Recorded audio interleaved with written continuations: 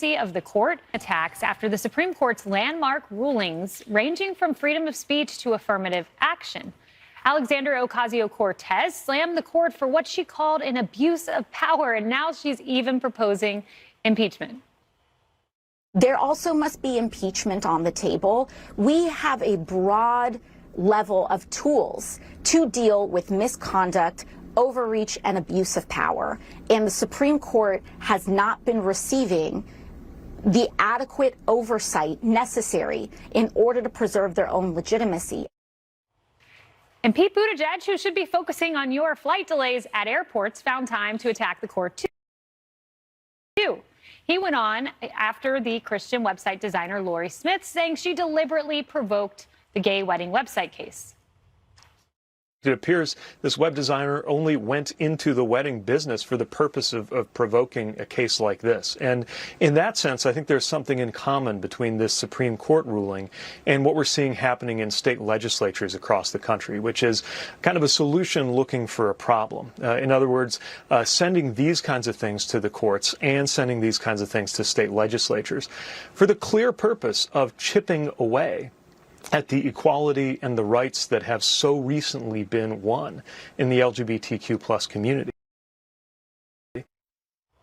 And then WNBA star Natasha Cloud took it up a notch and attacked America directly. She tweeted this: "Our country is trash in so many ways, and instead of using our resources to make it better, we continue to oppress marginalized groups that we have targeted since the beginning of times. Black and brown communities and LGBTQ plus, man, we are too powerful to still be attacking issues separate."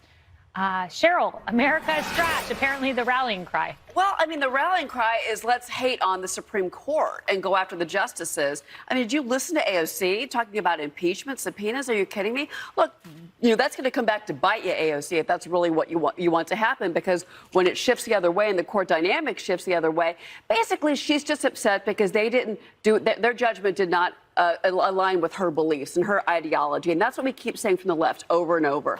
Well, the court made a decision I don't like. They're evil. They're corrupt. They're wrong. Well, even President Biden is backing away from the idea of court packing, and I think that's a good thing. That is a good thing. You know, Kevin, there was this tweet I saw from Jamil Hill, and a woman named Miss Chu is before the Supreme Court, and she puts up a picture. "I told my daughter that today is a big day. They've ended affirmative." Yes, well, Jamil Hill, here's her hot take. "Can't wait until she reads that you gladly carried the water for white supremacy and stabbed the folks in the back whose people fought diligently for Asian American rights in America." The New York Times editorial board, zero mentions of Asian. It seems like the Asian community is just totally forgotten.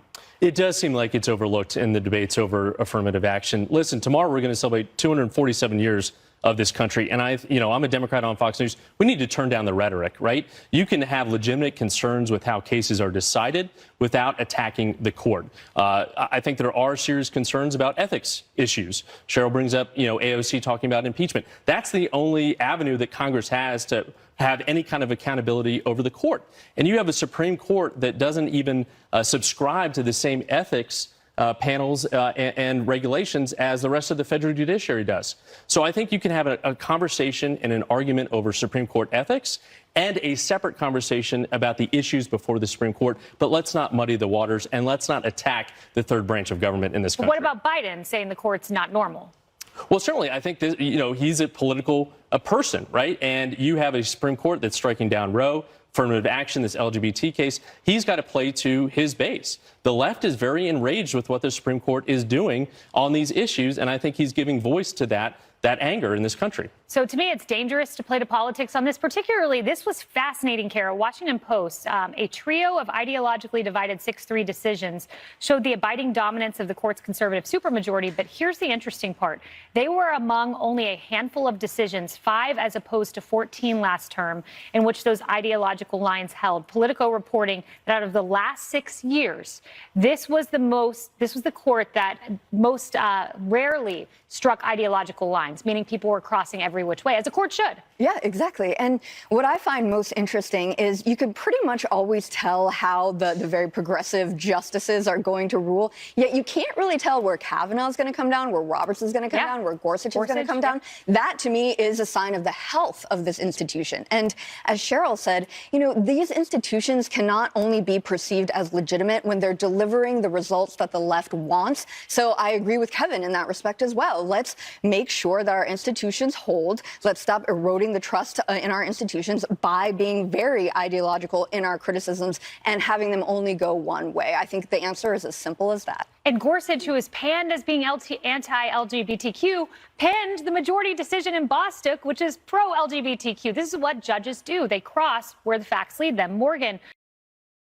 Interesting politically, though, we find from ABC, 52%, a majority, support getting rid of affirmative action. But according to Daily Mail, Boston University law students are being offered therapy to help navigate these times. Well, I can tell you what all of these universities could do today that would have bipartisan, overwhelming majority of support in the United States of America is to get rid of legacy admissions, right? I mean, if you want to increase diversity, you don't need the Supreme Court to do it. Get rid of legacy admissions. Focus on people from rural backgrounds, from the inner cities, from different socioeconomic factors. That is what perpetuates the cycle of privilege, is legacy admissions. And if you want diversity, every single elite university could do that today. And I think, but when you look at the broader picture here, I love what you were saying about, toning down and the rhetoric. And both parties can be guilty of sort of saying inflammatory things. But, whenever AOC says things about that she's going to subpoena the Supreme Court, right, or that they're going to pack the court, it makes no sense to me to do this. Like, if you guys want to pack the court, that's fine. We'll put 10 more Clarence Thomas on it in the next time, right? Like, they do things and they say things that can be repeated by the other side and can be just as dangerous. I know we have to run, but guess who went to Boston University? Who? AOC.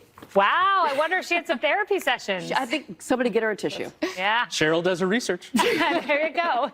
Jen Psaki attempts to scare Muslim parents from opposing transgender ideology in schools, and it's pretty insulting.